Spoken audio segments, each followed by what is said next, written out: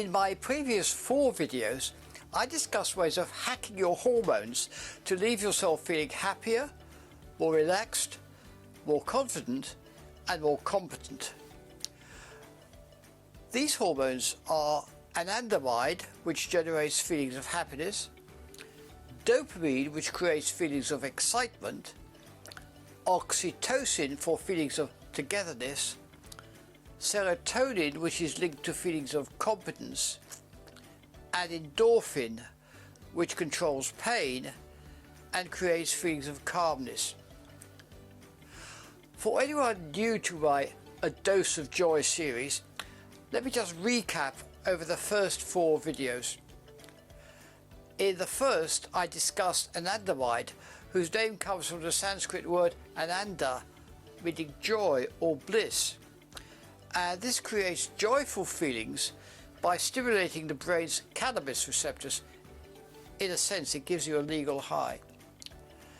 In the first video, I also talked about dopamine, which is also known as the reward chemical due to the feelings of excitement it produces.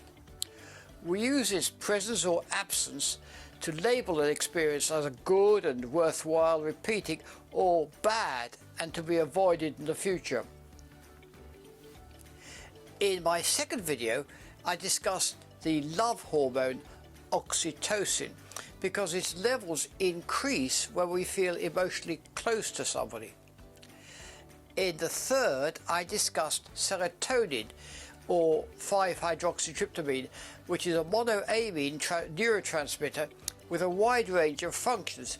These include your mood, your capacity for learning, your memory, your appetite, and your sex drive. I explained how happy feelings are associated with high levels of serotonin, while low levels are associated with depression. In this, my 5th and final video in the series, I turned to the letter E, a dose of joy, the E being endorphins. Now, the word endorphin is derived from the Greek word endon, meaning proceeding from within, and morphine, which is a Greek god of dreams. During World War II, an army surgeon called Lieutenant Colonel Henry Beecher noted that even seriously wounded soldiers suffered less pain, or even no pain at all, when they were distracted. In a more recent study, American psychologists reported volunteers were able to endure greater amounts of deliberately inflicted pain when focusing their attention on the photographs of a loved one. During the 60s, American writer Norman Cousins was diagnosed with an extremely painful and debilitating form of arthritis called ankylosing spondylitis. Now, at that time, the doctors had no way of offering a treatment for this condition, so Cousins decided to cure himself by watching comedy films. He watched Laurel and Hardy and the Marx Brothers, which were very popular films in his day. These caused him to laugh, and he literally laughed away his pain. Now, more recently, there's been an increasing interest among doctors in using laughter as a medicine. Laughter clubs and laughter yoga are becoming ever more popular. In my own practice, I often taught patients how to use breathing in order to help them control their pain. One of them, 56-year-old Cynthia, demonstrated the power of such directed action after breaking the bones of her lower left leg in a fall. To the astonishment of her doctors, Cynthia refused any painkillers and instead managed to control her agony by paying close attention to every breath she took. She focused entirely on her breathing.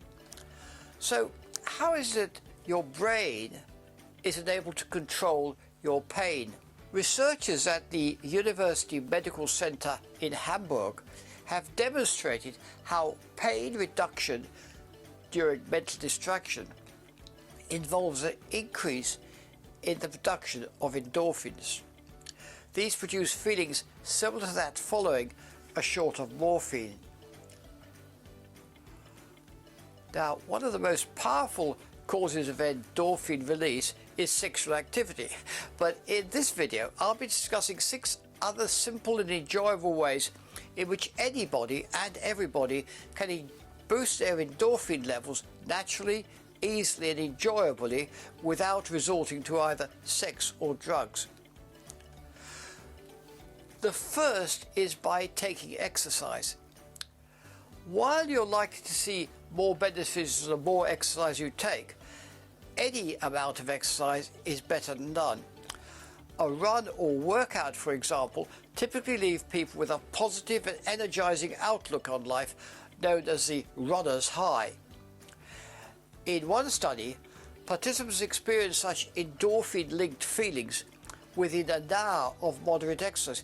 Now, by moderate exercise, I mean a level of exercise in which, while both heart rate and breathing speed up, and you sweat a little, you're still able to carry on a normal conversation. Now, my second tip is by learning to meditate.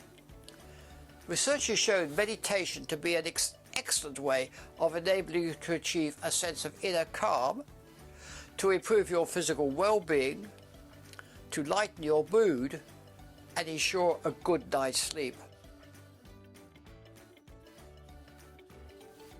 You'll probably find it easier to master meditation if you follow these simple rules. First of all, find a quiet and comfortable place to stand, sit or lie. While acknowledging your passing thoughts, don't focus on them, don't judge them or try to push them away. Simply acknowledge them and then, like watching clouds in the summer sky drifting slowly away overhead, just let them go. Release your thoughts. I suggest you start by practicing for only 5 minutes a day and very gradually increase to longer periods. Now, my third suggestion is to use essential oils such as lavender, rosemary, orange, bergamot and ylang-ylang. Here again, research has shown these euphoric essential oils can lead to increased endorphin release. My fourth suggestion, and one I made in an earlier video, is to eat chocolate. Not in huge amounts, of course, but in moderation, because this will also increase your endorphin levels and produce feelings of bliss. Indeed, the main reason why people binge on chocolate when feeling down or stressed is because it releases their endorphins. Now, of course, if you dislike or can't eat chocolate but do enjoy a glass of red wine, then you're in luck, since this too can also trigger the release of endorphins. Suggestion number 5 is to lose yourself in a good movie. While writer Norman Cousins cured himself by watching a comedy, a tear-jerking film has been shown to boost endorphin levels just as effectively. This is probably because watching a movie which causes you some emotional pain may trigger the release of endorphins in the same way as would happen when you're experiencing actual physical pain. My 6th and final suggestion is to take a long, hot bath. The heat surrounding your body will not only relieve tension and pain in your muscles, but trigger the release of endorphins. Long hot baths have also been shown to lower your risk of blood pressure and heart disease, and the longer you stay in the bath, within reason of course, the better you will feel.